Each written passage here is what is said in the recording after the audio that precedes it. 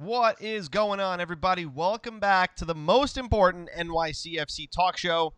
It's time for the Dudes in Blue, episode number 169. Thanks so much for joining us. I'm your host, Joe Amato, and alongside me, as always, Antonino, dude, what's going on? not much, man. It's a good week. A good start to the week, I should say. It was a good weekend for us NYCFC faithful.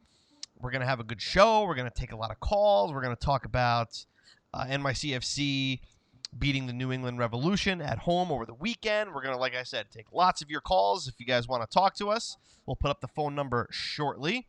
It's going to be a good one, dude. Going to have some fun. All right. That's what I'm talking about. You know, more importantly, the international break will be over by the weekend, and everybody will be back home. And the Premier League will be back, La Liga will be back, Serie A will be back. Everything comes back this weekend. And all is right with the world because these international breaks, at least from a CONCACAF perspective, are virtually useless. And just further proves that the U.S. has absolutely no idea what they're doing when it comes to playing soccer. But anyway, bring them back. Just let them go to their clubs. Just let them back. That was my rant. It's over. That's it. Just bring them back. So I just needed to get that little in there before we got onto the really good stuff.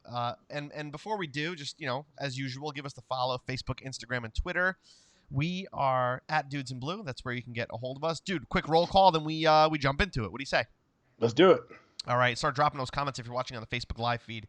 Jamal is the first one checking in. Amanda saying hi, dudes. Amanda, we didn't see you in the broadcast last week, and we wished you a happy birthday. So happy belated if we, because we're seeing you now. Felix checking in saying you're Kerry. Steven Berg, what's going on, buddy? Haven't seen you in a while. David from Eastern PA, what's up? Chris Martinez checking in. Andres, Tommy, Christian Smith, and Kerry. This is good. This is good. It's good to see all you people, you beautiful people, here in our broadcast feed. Let's get into it, dude.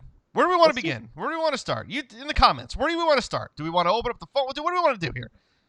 A lot to unpack here. I'm down for whatever, man. It's okay. It's free for all.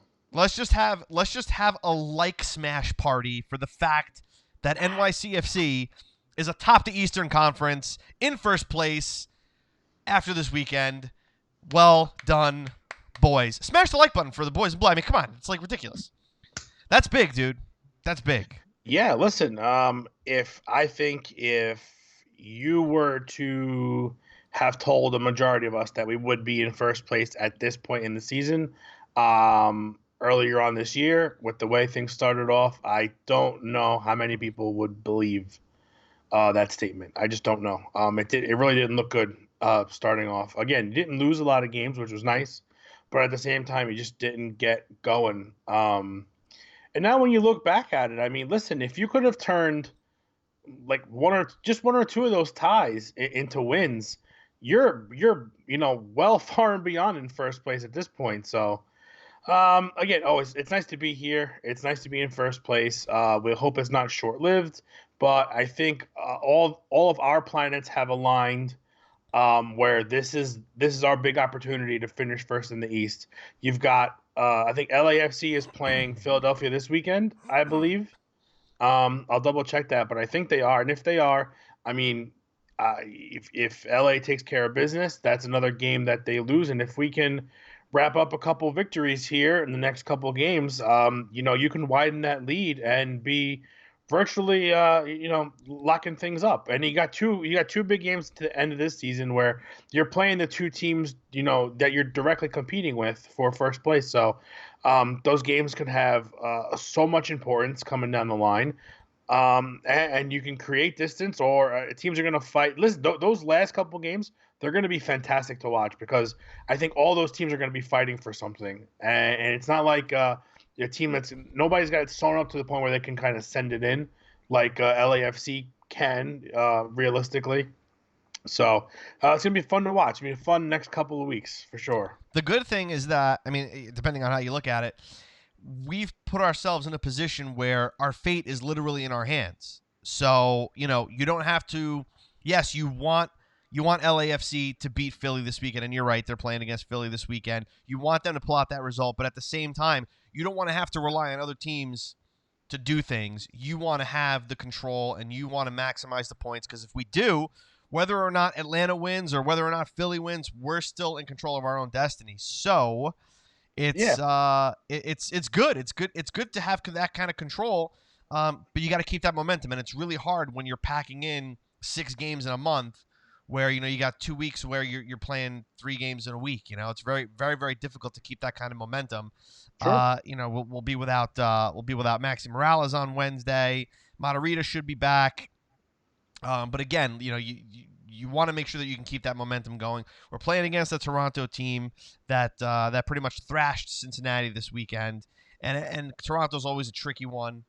So we'll obviously talk about that a little bit later on, but let's focus on what's behind us, even though what's behind us is behind us.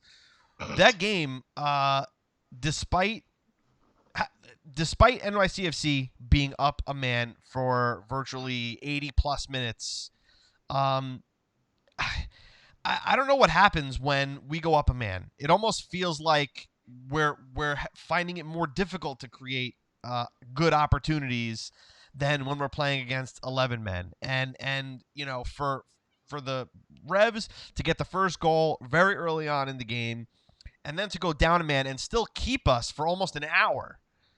You got to give a little bit of credit to the Revs, especially their keeper making some incredible saves. That's that's what kind of worries me a little bit. I don't like being in a position where we should be totally going for the jugular, and we're just not able to convert as many chances as we created. Yeah, that's the one thing. So there's two stories to be told here. Number one, you did have a plethora of chances. You really did. You had plenty of opportunities.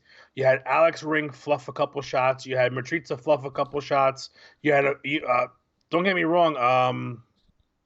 What's his face? The keeper. What's his name? Escaping my mind right now. Yeah, he's had a fantastic game. Really, really did. I think the issue comes with being up a man is that teams tend to drop back, especially if they have the lead, and they just clog everything up. Yep. And we usually have an issue with that because we don't really play the ball over the top particularly well, which is kind of what you need to do when the midfield is clogged.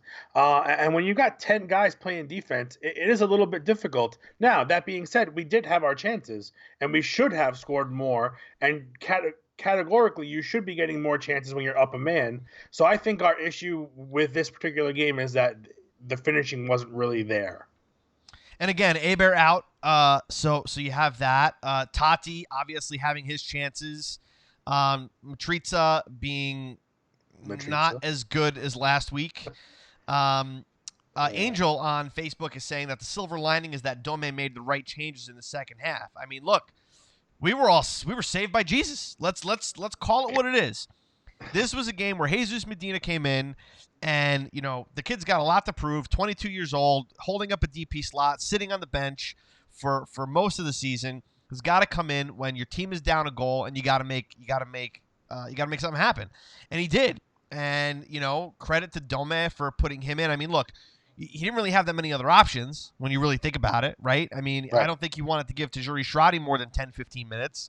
So who do you put in that you could put in that you can get 30 minutes out of? And Medina was pretty much the only one that was on the bench that could have done that and filled that role. So, you can credit Dome, but it was also the hand that Dome was dealt. But at the same time, it was the right decision. So this is a damned if you do, damned if you don't kind of thing. But at the end of the day, Jesus Medina comes in, picks up a brace, scores a nice little chip, whether it was intentional or not, and then puts away the penalty. And there you go. Stoppage time winner. There you go. The one good thing Matrica did was win the penalty in stoppage time. That was the one positive thing I feel like we saw from him there. Yeah, I from him, I think, again, this is another game where you're seeing more of holding the ball, poor decision making when it comes to getting rid of the ball at times. Near the area. I mean, the area it should be a high danger zone in terms of us attacking forward. And it turns out a majority of the time when he has the ball, he just picks 3 guys and runs directly into them. And a majority of the time he's down on the floor hoping for a foul. Now, whether he's knocked down or not, I mean that's it's objective most of the time. But just stay on your feet and try to make something happen and be better with decision making. I know he's scored some big goals for us, and I understand that. But I mean, just how many more chances can we have if said player is making one extra pass or two extra passes instead of running head on into traffic thinking he's going to beat everybody? Because like 90% of the time he doesn't beat anybody. He usually gets stopped by either the first or second guy that's on him. So and when you're that dangerous, that talented, and drawing that much attention to you, someone else, if you've held up the play long enough, there are other guys there to get the ball to. So again, I'm glad he won the penalty. It was obvious penalty. I mean, it wasn't even close in my opinion.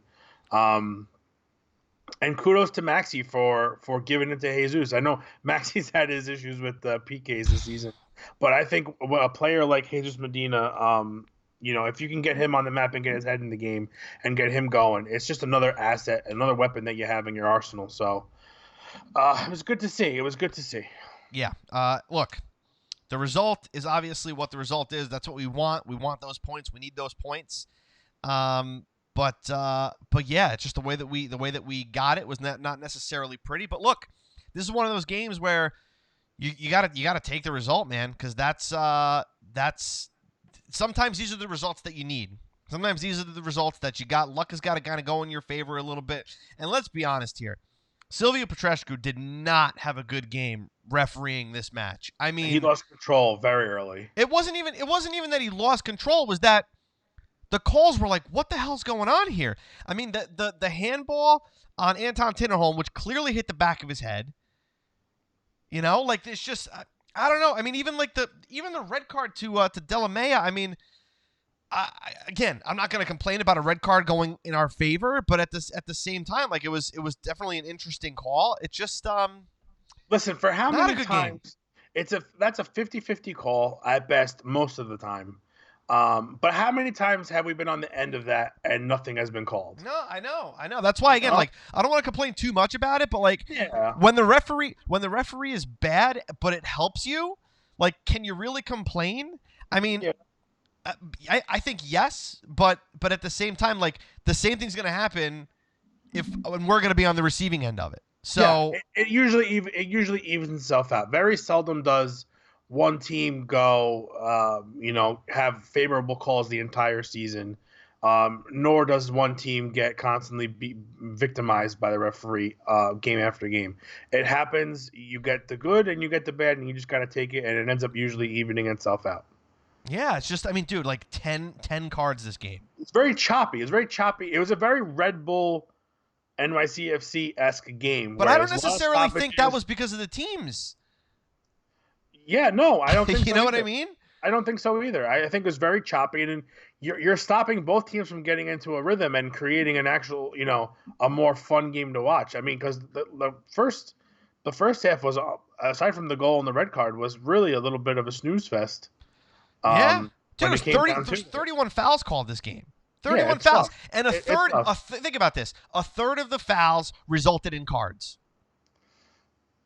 That's rough. That's really rough. That's high, man. That is high. Yeah. But it is what it is. I mean, look, again, we take the result.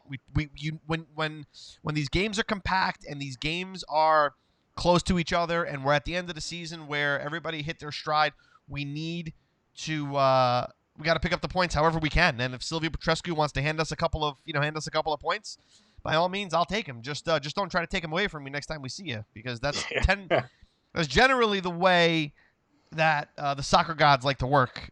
They usually like to even things out, perfectly balanced, as all things should be. Plowing ahead here, dude. Should we take some calls? Because I want to know what the dudes in Blue Nation thought of this game. And actually, look at this. As just as I say this, guess who's calling in right now? Anthony Merced. And look at this. I wasn't even going to open up the phone lines, and yet here he is. We're joined by Anthony Merced, Dudes in Blue contributor extraordinaire. What's up, dude? Hello. That was a quick pickup. How are you guys doing? Dude, I didn't even open up the phone lines, and I see your name pop up. I'm like, all right, we're doing it. I thought I missed it. All right, I was come like, on, dude. What's your number? hot I was take like, I on this must have game? missed Because I it. didn't I talk logged to you. on way too late. That's fun. What's your hot take, man? Because I didn't talk to you after the game. What's going on? Oh, the hot take is this team. You need to be worried about this team without Eber. 100%. This is a team. There is no backup for the striker that will be out for 4 weeks, or potentially more. They looked. I know that Bruce Arena has been a really, really, really great coach historically, and has really turned New England around to be a dangerous team.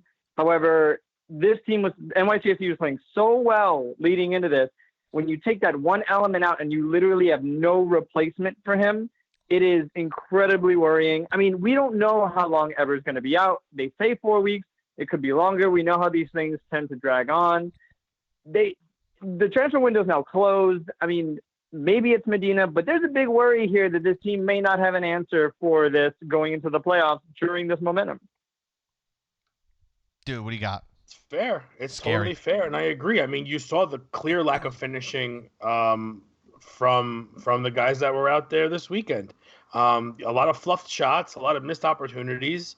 You got to think if Hebert's there, he's putting away probably 2 of them. I mean, just based on what he's done in recent Just history. on numbers alone. Yeah, I mean, on he's statistics. that fantastic. Again, it's worrisome, but I think in terms of the players that we have now, if you can keep winning games, regardless of how ugly they are, I mean, it's great moving forward. But come playoff time, you're going to need them to be healthy. So you keep your fingers crossed at 4 weeks.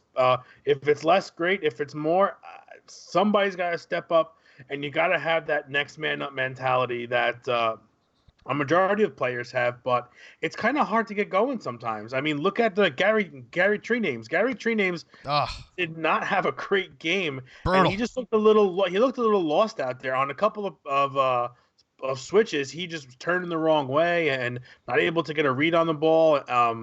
So for me, I want to know who the next guy is that's going to step up. And I know Tati's been streaky at doing it, but if we're going to win anything moving forward, we're going to have somebody really take the reins, whether it's Hebert or whoever his replacement is if he's not eligible to go. But here's the thing, and Merced, yeah. Let me know what you think here, because we're not talking about a player who we've been missing for quite a while, and that's Ismail Tajuri-Shradi. Now, when Ismail Tajuri-Shradi is healthy and fit, it allows Castellanos to move central, but also creates a lot more danger from the wings. Do we think that moving Tati central and having Tajuri-Shradi play as that winger role would help?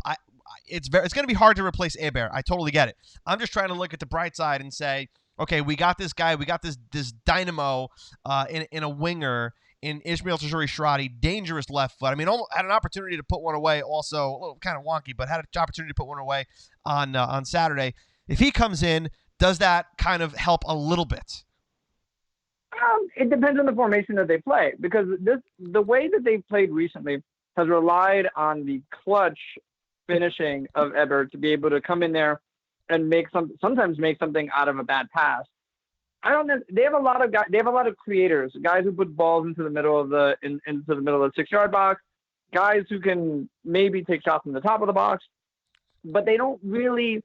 When Eber goes down, they don't have someone to step in there and even have half of the finishing ability that Eber does. And that's the big problem. So if you don't have that, can they change the formation or change their style to match a group of players that aren't necessarily finishers? And that's the thing that I don't know right now. You know, we've been on this ride, this wave of momentum that's been everybody's been happy because they've been winning and they've been playing way better than they have been in probably since V has been on the team. But the truth is that without Eber, and this is something that, we've talked privately, and fans have talked about this, where we've always said, hey, hopefully Eber stays healthy, because if not, what the hell happens? And now we're at that point, and the truth is, they're a playoff team, obviously. They're going to be hosting a game, but without Eber, do you think they beat Atlanta? I don't know about that. And that's really what's going to happen in the Eastern Conference. Someone's going to have to go through a team like Atlanta. Didn't we have Hebert and lose to Atlanta? Yeah, but they weren't playing as good as they are now. That's true. Yeah, that's fair.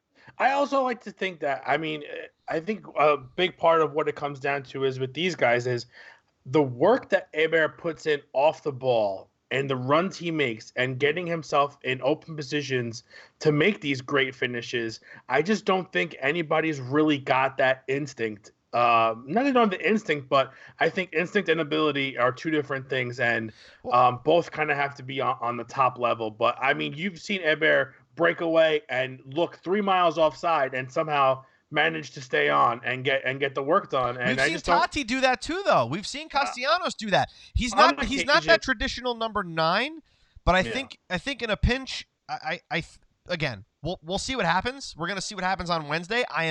I'm hoping that we see more from Tajuri Shradi. I'm hoping that we see more from Tati because, like you said, he's been streaky, but this is the opportunity for him now to kind of step into this. Or do we see Medina get more minutes because of the way that the impact that he made on Saturday? You know, Doma's got a lot of options, but not a lot of options going into Wednesday because they play again on Saturday. So it's definitely going to be, I think, a mishmashy kind of lineup. But yeah, I understand what you're saying, Merced. Like, Hebert is our really true only number 9, and it is definitely scary. I could agree with that. And on top of that, this midfield is going to be tested more than ever before this week. And they're going to have to make really precise passing to not give the ball away on such a small field. We've seen this team this team has done it so much early in games where they have they're just not thinking and they make a pass that on a larger field wouldn't really affect them and end up giving away a quick counter goal or something like that. They're going to have to make sure they don't do that on Wednesday. It's particular. I think it's Toronto, right? They're playing Toronto midweek. I'm like totally losing the schedule here. But, you know, that's a team that can really hit on the counter. Now, I have no doubt that City's going to get their chances. They're going to get their chances moving forward because that defense is atrocious. But, you know, Toronto is going to be able to get their opportunities if the passes are not there. And that midfield is going to be very, very important. They have to play. I just heard this recent whatever they say in England, they say you have to play with the chalk on your boots. You got to play right on the lines. And they're going to have to do that against Toronto. So can they do that and make the precise passes? That's the part now that you don't have Eber that you're going to have to really stress that the midfield does. Yeah. Yeah, it's gonna be a test, that's for sure, especially without Maxi. Merced, I want to get to other calls, dude. I love when you call in, but I gotta get when to I'm some calling others. in right in the middle of the program. You did. You just like nailed it though. You really nailed it. It's like unbelievable. Joe didn't even say 3 words. All right, let's open up the and he's and here. Merced's here. Listen, if you guys are not following him, go follow Anthony Merced on Twitter at NYC Sports World. He is the man behind all the content at dudesinblue.com, all the writing, all the articles, all the quotes, everything. That's him. Make sure to give him some love. It's always good to have you on here, dude. Yeah, it's always great to be on. Keep up the good work and keep the fight going. This is going to be a good week. I have a good feeling about it. All right, man. I'll catch you later. Excellent. Take care. We got another call coming in here. What's going on? You're on with the Dudes in Blue. Who is this? Christian from Jersey, guys. How we doing? Yo, what's up, buddy? Christian? What's happening, dude? Nothing much. I was at the game on Saturday. It was a fun experience again to sit in the press booth for the second straight home game. So that was a lot of fun. They got my heart pounding for a lot, especially like when we're up a man, and I was like, okay, when are we gonna get the goal? But everything worked out in the end, so I'm happy. Lalo on Facebook is saying, I'm worried about not having Maxi, and this is talking about Wednesday against Toronto. How you feeling about that, Christian? I mean, it's obviously not ideal because we've seen in the past that Maxi is pretty much pivotal to how this team plays, especially when it comes to this distribution out of the middle. And, he's constantly tracking back to receive passes from the back line and then passing out to the wings and then getting back to the middle to receive a pass, in that middle channel. And then, once again, start the entire process over. So he's pivotal to how we move the ball. And we've seen how we perform without him on the pitch before. But, with that said, I don't think any of us expected to see, Jesus Medina pull out the performance that he did on Saturday off the bench. And in the past, and I was actually talking with somebody after the game about this, I don't think Jesus Medina is a winger. I think he's an attacking midfielder. I don't think he plays well in wide positions. I think he's much better when he's central in the midfield. And if he can somehow replicate that performance and from a number 10 like position, I think we'll be all right. But it's definitely not ideal. I'm not going to try to argue that, oh, yeah, it doesn't matter. It absolutely matters. Maxi's the most important player that we've had that's not named David Villa in the past year. Sure. What about the absence of Hebert? How do you compare as far as importance Maxi to Hebert at this point? Well, I think they're a package deal. Honestly, I think without Hebert on the pitch, you don't have that proven goal scoring threat. That can just pull goals out of where, just out of nowhere and just without a second's notice. But at the same time, without Maxi on the field, there's no one to give him that ball, that final ball, where he can finish it and do what he does best in the danger area. Mm-hmm. So I feel like they're both like it's a package deal almost with them on the pitch. I think it's best when they're on the pitch together, and when either one is missing, it hurts. And we saw it on Saturday. It hurt not having Hebert there. I do think that Tati Castellanos is capable of finishing, somewhat clinically. We've seen it before. But the partnership that he has with Hebert, I think he's somewhat reliant upon that. But yeah, they're both so important. It's so hard. It's so hard to say, if you can only take one, it's because you don't want to just take one. You need them both. Yeah, that's a good point. Yeah, I agree. Dude, you got anything for Christian? No, I agree. Christian, what does your midfield look like for Wednesday's game? I say Ring at the number 6, Keaton Parks. Yeah, Keaton Parks. I got to Furcus. I know I got to Furcus. Keaton Parks at the number 8. And I would say Jesus Medina at the number 10. Keaton Parks has shown to be a great midfielder. The only thing that he's missing is a shot. And Domi Torrent has already gone on the record to say that there's probably not going to be much rotation in this last month of play because he needs the best players on the pitch if they're available. And so I don't expect to see much rotation. And if you're the best player at your position, you're available to play, you're going to play both on Wednesday and over the weekend. He did say that, didn't he? He did say that. And I do think that Ring, Parks, and Medina will be in the midfield. So Juri Shardy will probably come off the bench because he's not match fit yet. Mm-hmm. And also, I don't know if this means anything. So, and I didn't want to put it on Twitter when I saw it in the locker room after the game. Mitrita was walking with a slight limp and did have ice over the ankle that Farrell slid into, and he did seem to be in legitimate discomfort. He discarded it pretty quickly as soon as the press started coming in, but I that's something to keep in mind. So I would expect Gary Mackay-Steven to be playing on Wednesday as well. Good to know. That's good to know. Good little insight there from Christian. Hey, Christian, was that you that tweeted out to us earlier today? Yes, it was. You the man. We appreciate it. Much appreciated. We really do appreciate it. Christian, we're gonna move on to Dude of the Week. I didn't realize what time it was, man. We're having so much fun here. We're gonna move on to Dude of the Week. Before I let you go, just real quick, who's your vote for Dude of the Week? It's got to be Medina. When you come off the bench, you got to perform, Jesus. And he did. He had that very shaky start where he took that shot that I thought should have definitely been a goal, and I'm like, okay, here we go again. Medina's going to get himself into positions and just not do anything. But then he got that chip goal, and then Maxi actually gave him the penalty. He was like, you're going to take this one, and he's like, okay, and he buried it, and that's what you got to do off the bench as an attacking player. He did his job perfectly. He gets Dude of the Week for me. Awesome. Really appreciate you calling in, dude. No problem. Thanks for having me, guys. All right, man. Of course. Yeah, man. I don't think I've said the phone number.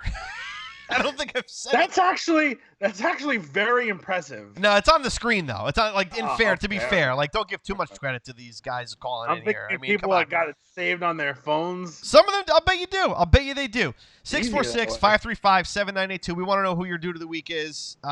We'll see. Kerry is saying Medina, Joe. It will probably be his only time. We'll see. This could, is this going to be is this the Mitrita situation from last week that we had, right? Where, Mitrita had a phenomenal game, and this week kind of paled in comparison to that. So, it is what it is. Oh, dude, you know who's calling in right now? I know you know who's calling in right now. Oh, yeah. All right. Who is on the line? Yeah. Felix, what's up? That's that first place year. You gotta up your year game right now. You understand? Because first place is something we haven't heard all season. We haven't felt that all season, gentlemen. You know, first place. Let me tell you what first place feels like now. Exquisite, gentlemen. How you guys doing this evening? Exquisite. Fantastic, man. We're exquisite. You know? Come on. Oh, so who's your dude of the week, Felix? We got to know, because that's what we're trying to get through here. Listen, man. Listen, I think this is a foregone conclusion, man. I think Medina's going to get my vote for dude of the week. I mean, you know something? I've been talking to a couple people about this, and you know something? Medina just so happened to step up at the right time. I mean, the guy comes off the bench. You know, I really felt that Dome was going to go for it after we saw that sub, and I'm like, okay, let's get it done.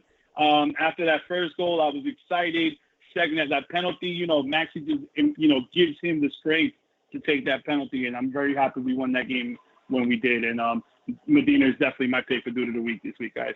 I think it's pretty obvious, right? I mean, we're probably going to give it to him. I mean, we're just going to give it to him. Let's just say we're going to give it to him because there was a bunch of comments. Yeah, dude of the week, yeah. You're taking my job, Felix. Come on, dude. Anyway, look, Felix, Christian, the last caller, had made a point about seeing Medina play centrally, where he's not super strong on the wing, not so good at taking on defenders, and we've seen this. We've kind of compared him to Kyrie Shelton in a way, right, dude? What do you think about maybe seeing Medina in a more central role now that Hebert is out for who knows how long? I really feel like, you know, something right now we use all the help we can get. If you want to put Medina in this more central position, I feel that, you know, he's gonna excel in that. I mean, we got you know, Izzy. I hope Izzy can get a couple more minutes on you know, even on Wednesday or Saturday. But right now, I really feel this is going to be his time to just step up overall. I mean, you want to stick him in the middle. He makes some pretty good runs. I mean, you know, we have seen him switch up towards the middle in the times he has stepped on field. So, you know, whether he can play on the wing in the middle, I want to see him in the middle. Let's see what happens with that. That'll be great. That's a great little point right there. I mean, what the hell? It's at this point, right? I mean, it's like, let's throw everything we got. Exactly. Who knows? He could be the answer. Who knows? Just give the kid a chance, you know? Listen, Jesus is the answer. You won't? Then I'd like to rephrase the question. No. Like seriously though, you won't find out unless you actually test it out, and it's not one of the more riskier things you can do, considering, you know, the lineup that you have to put forward these next couple games. So it's not ideal. It's not ideal, like an ideal time to test this out. But I think like this is the hand that we're dealt. You know what I mean? Yeah, and if you're gonna go for it, you got to go for it now. That's it. Exactly. So I really feel that, you know, right now is going to be that crunch time, and we're going to really find out his character. You know, what he's made of. You know, is he the guy who's going to take on the pressure, or is he going to be the flower that shrinks at anything that comes past it? I mean, I think right now, Jesus has had a lot of time to contemplate on the bench. Why am I not getting in? You know, I think right now he's starting to realize this is the way I got to play. This is who needs to show up every time out. If he's making the 18 and he can have that impact in a game, why not get him in there? This is the time to step up, and I really feel that he's going to answer the call and step up big time. Here's hoping, man. Here is hoping. Felix, it is always good to hear from you, buddy. You're still batting 1,000, dude. As always, man. Hey, listen, man. I told you, man. I got just like Medina, right? Medina stepped up to the spot, slotted it in. That's your boy Felix, real quick. And my wife is sitting right here. She said, you know, she wants to send a big year to everybody else out there. And just want to shout out to everyone in the comment section. Shout out to my man Dave Field. Hey, man, you need to call in, buddy. You know, my streak is still alive, homie. So get in there. Shout out to everybody in the supporter section, everyone who shows up. Shout out to y'all, man. All right, Felix, dude. We'll talk to you next time, buddy. Be good, brother. Take care. Take care, guys. Have a great one. Peace. So it's fun. This is like who's got it better than us? You know what I mean? It's not many people, man. Who's got it better than us? Look, we got time to take one more phone call, and if David Field wants to get it on the line, because I think he might have tried calling in earlier when we were on 646-535-7982. We're gonna start to kind of wrap things up here. I mean, you know, all things considered, I'm feeling pretty good about the rest of the week. I think Toronto at home, San Jose at home. 2 winnable games. I'm gonna throw my I'll take 4 points out of this and be happy. Oh, dude, look, see, ask and you shall receive. I think I know who's calling. You are on with the dudes. Who's this? Hey, this is David File from Eastern PA. Hey, It's like, dude, all it's like right. I conjure them up. It's like ask and you shall receive. David, what is going on? Not much, man. Hey, quick shout out back to Felix. Met him after the game for the first time. Instantly knew who he was. He knew who I was. Definitely solely because of your show. Wouldn't know who he was without the show. There you go. It's like a new Facebook style We're thing, bringing man. people together. That's It's it. the Yeah. dude book. It's the dude face. David, how you feel? How many points do you think we're going to get out of these next 2 games? So I'm hoping for 4. If we can, He's going the Get safe it. route, just like me. yeah, if we could get a win, either a win and a draw, I'll be happy. It's going to be tough against Toronto. I think that's my biggest worry since Mm-hmm. they have their big DPs during the international break, and we don't have Maxi, we don't have Hay Bear. But hey, next man up, I think Medina's going to find his form. Last time, Hay Bear's out, Ty's found his form. This time it's Medina's turn. Yeah, I agree. I think look, you can't prove anything if you don't get the shot. So this is the opportunity. If it should arise, we need somebody to kind of take the baton or take what do they take? Take The the baton. The wheel. Jesus, take the wheel. Jesus take the wheel. Yeah, hey, Jesus Yeah. take the wheel. I think that's the name of this I think we episode. found the title for this episode. Yeah. yeah, and hey, you can tell Jesus' confidence is building up. You could tell by his celebration, and you could tell that there's a camaraderie in this team. It's not every day where the star player lets someone else take the PK when he's been struggling throughout the entire season. There's a camaraderie to this team, and I think that's what's going to make the difference through this week. Look, we talk about this all the time, David, where, we get to this point of the season where we're winding down. We got 7 matches left or something like that. Oh, Christian Smith says the torch. Taking the torch, passing the torch. Torch. That sounds right. We get to that point in the season, David, where momentum is everything. So that's one thing that we definitely have on our side at this point, where we've seen it happen time and time again, where teams that have good form at the end of the season can make a deep run into the playoffs. It just carries into it. This year might be a little bit different with, matches kind of consolidated into a shorter period of time with, one and done kind of thing. But at the same time, I think it's going to be momentum that's going to carry us through. So I'm very confident that we can take 4 points out of the weekend. And if the 1 point comes on Wednesday, we got to take the 3 on Saturday against San Jose. Yeah, definitely. So, listen, dude, thank you so much for calling. We appreciate it. Thanks, man. Have a good one. All right. All right. Everybody getting in on the action tonight. This episode went by really quickly, by the way. It really did. Like, when I saw, the half-hour mark was coming up, I was like, oh. I was like, It got by real quick. yeah, it's fun. Real Look, quick, but this is what happens when you got a lot to talk about. You know what I mean? For sure. So Jenny Lando's in the broadcast. I see Jenny Lando. Jenny is asking dude of the week. We gave it. A little late, but it was just it's an easy one. This week's dude of the week was a sitter. Super easy. We gave it to Jesus. Jenny, if you want to call Jesus. in, we'll take you as the last call as we wrap up the show here. Dude, yeah, this was fun. This was definitely fun. It's always fun. And look, if you guys, we have a call coming in. I don't know who this is. I have no idea who it is. Let's see what we got. Hey, what's going on? You're on with the dudes in blue. Who is this? Yo, what's up? It's Jay, man. What's up? Jay, what's up, Hey, dude? what's up? I haven't called in a while now. We got 30 seconds, dude. What do you got? Oh, shit, really? Damn. All right, well, all right, I'm going to just say what up to everybody. I know we was finishing. Dude, yeah, I looked at the time. I'm like, holy cow, we got to wrap this thing up. Yeah, all right. Well, then I'll talk to y'all next week. How about that?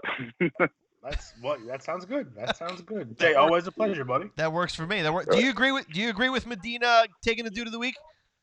I see no other person that could take it, so yeah. Hey, what'd you think of Matt Turner's play, the goalkeeper for New England? I got to give a shout to him. Well, on what play? Now, just in general? Just in general, yeah. I mean, the dude made 9 saves, had a massive game. I mean, the game could have been blown wide open if not for that dude. Yeah, but he was doing. I'm gonna tell you, right, in the supporter section, we started counting how many seconds he would hold on to the ball each time he got it, because everybody just felt like he was trying to delay the game. Yeah, a few of them were. There was 3 really early. They started wasting time like in the 60th minute. There were three Revs players that were carded for time wasting: Andrew Farrell, Matt Turner, and Zaibo. No, that was a ridiculous game actually. That when it comes to, like you guys said, the fouls and everything was just fucking ridiculous this past weekend. The ref was something else. We've ranted on this before, dude. Time wasting is it's not good, no matter how you slice it. I think when unless you're the team that's doing it because you're trying to kill off the game, we usually don't like it. I mean, I understand it, but it's just I didn't pay to watch people time waste. I paid to watch you guys play. Yeah, listen. Time waste when you're talking about like the 80th minute, the 85th minute. That's a different story. When you're starting to waste time, like right after the half, in the 71st minute, I think there was even before that. I think I looked up at the clock and I was like, "It's ridiculous to be starting to do this now." He got a card in the 71st for Andrew Farrell did for time wasting. He started doing it before that, so between 55 and 70, you're talking about he started doing it. Just not necessary. I think if you want to start doing it, you do it later on in the game when the game's winding down, not that early. I'm gonna be honest. They probably didn't feel confident they could get another goal because, like, you had a bunch of time to try to get another one, but they was just wasting time. Yeah. No, it's never fun. It's never fun, man. And listen, it ultimately didn't wind up working because we wound up taking the win. But yes. Real quick before I let you jump, dude, how many points are we taking this week? I'm going with all 3. I'm hoping for all 3. I think we can do it. All 3 or all 6? All 6, yeah, because if you count the weekend, yeah, all 6. All right. Listen, I'll take it. 6 is good. I will take it. Jay, we'll talk to you next time, buddy. I'll talk to you. Peace. Bye. He was like, what? I dropped the time bomb on him. I'm sorry, Jay. I'm sorry. Yeah. But, yeah, it's like. Jay's a good dude. Jay's a good dude. I love you, buddy. Yeah, all the calls. Fantastic. Thank you all for calling in. Always. We got the best fans, man. We got the best fans. It's fun. Just friends. Just, we're all just hanging out. Christian Smith on Facebook says, I love this show. Love the community. Everybody's awesome. Everyone is awesome. Amanda says she loves talking with others who love NYCFC. Yes, this is what we do. That's why we started the show. That's really why we started the show. I don't think either one of us, maybe the both of us, like to hear each other talk. Yeah. But ultimately, it was a great way to meet new people and get people involved. And, nothing is more fun. Actually, I got a shout out before we go. Rajendra, who's always in the Facebook comments. Didn't see him today. Yeah, no. Didn't see him today, which is a shame. But if you're listening, dude, thank you so much. At halftime, he actually surprised me. He just swooped right on in front of me. Now I'm like, oh, someone's here. And people usually don't make it down that far because of security. But he managed to get down there, and he gave me a halftime brew. And took a picture with him, and just nice things to say, and that's like the coolest thing. I think when people, when you can make friends with people that you've never met before, but you've spoken to, you got a platform to speak to them. It's actually awesome. And now to see Felix and Dave meet each other, I mean, look, you know who each other are right away. So that's awesome. That's what it's all about. There you go. Gotta love it. This is episode 169. You guys have been amazing. If you wouldn't mind, leave a review on Facebook or iTunes. Let us know how we're doing. Let us know how you like the show. It just helps other people just like you. It helps us grow the NYCFC loving community and the Dudes in Blue community. That's what we like. It's all we're trying to do here. We're just trying to spread the love, man. Just spread the love, man. All right. So we are Facebook, Instagram, and Twitter at Dudes in Blue. That's how you can get a hold of us. Love the call-ins. Thanks to everybody for calling. We'll be here Monday night. It's going to be another kind of jam-packed show where we're going to have 2 matches to cover. So we'll try to get as much as we can. But I'm sure we'll get it done. We'll get it done. Hopefully we'll have a lot of positive things to talk about on Monday night. But dude, until then, Stay blue. and in first place. Ooh. That felt weird. See ya.